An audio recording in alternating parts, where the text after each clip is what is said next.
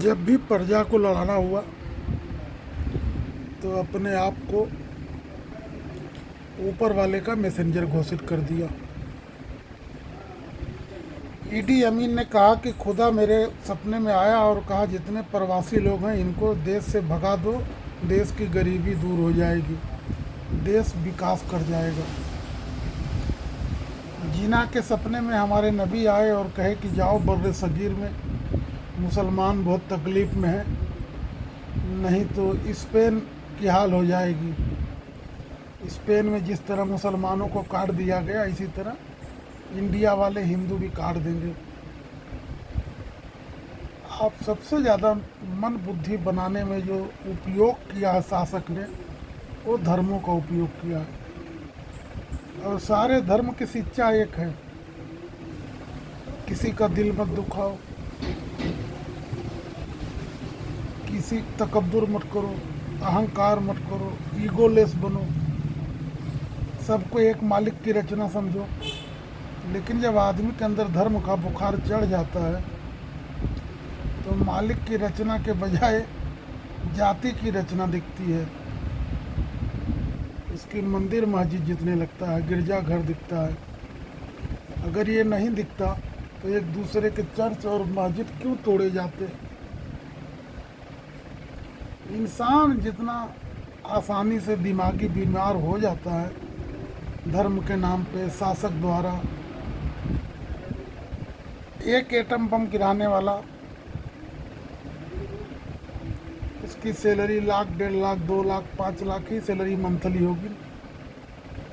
उसको अगर सेंस हो तो बोले मैं 5 लाख के लिए 1 लाख लोगों को मर्डर क्यों करूं। सदियों का इतिहास पढ़ोगे तो सत्ता की भूख से कोई बड़ी भूख नहीं है। माँ ने बेटे को मरवाया, बेटे ने माँ को मराया, किसी ने अपने बाप को मारा, किसी ने अपने चाचा को मारा, किसी ने अपने दामाद को मारा, किसी ने अपनी बेटी को मारा।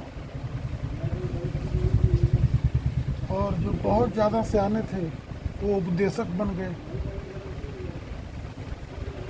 और सारी बुद्धि होने के बावजूद भी लेकिन लोगों को नाराज़गी से बचाना है तो सूर्य पुत्र कर्ण को मानो, son of God Jesus Christ को मानो।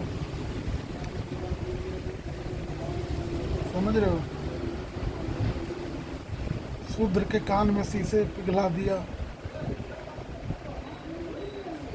और सब कपोल कल्पना भरी पड़ी है किताबों में। देवदूत होते थे, दानों का नाश करते थे। हमारे यहाँ जंगों में फरिश्ते आके लड़ते थे नबियों के वक्त में। अभी न कोई फरिश्ता नज़र आ रहा है, न कोई देवदूत नज़र आ रहा है। दुनिया में इतना बारूद जमा किया कि ये दुनिया फिर बंजर ज़मीन होकर सिर्फ पानी ही रह जाएगा।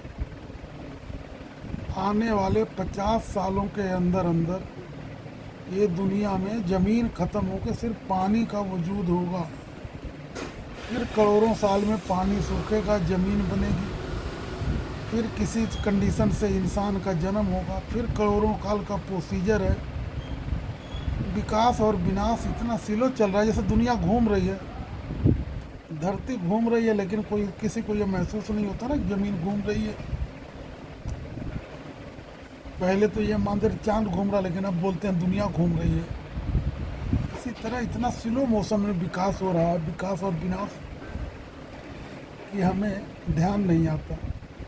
और जितना छोटे कुएं में पला है उतना ज़्यादा कट्टर धार्मिक होता है, चाहे किसी भी धर्म का हो।